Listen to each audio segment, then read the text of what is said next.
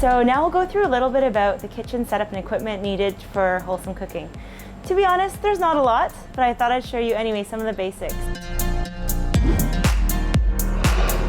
One thing that I always start with as a chef is my chef's knife.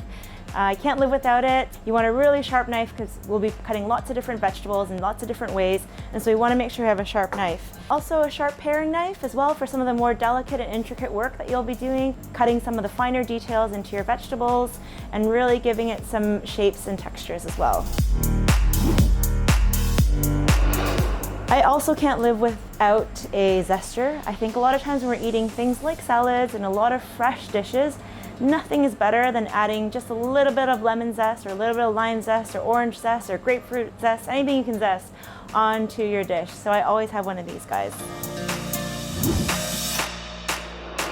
I often use measuring spoons for things like baking.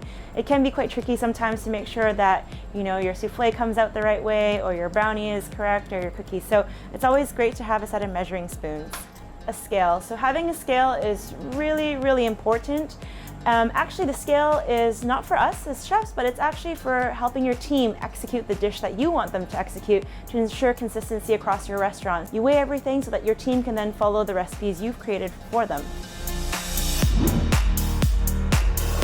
What's really good about having a non-stick pan is it allows you to cook without adding as much oil or added fat as you might normally need to if you're cooking with a stick pan.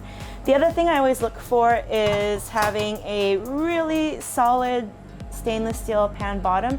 Again, that helps you ensure you have even cooking when you're cooking some of your stews or some of your other vegetables or even your meats that you're cooking for a little bit longer time. You really want to have nice even heat.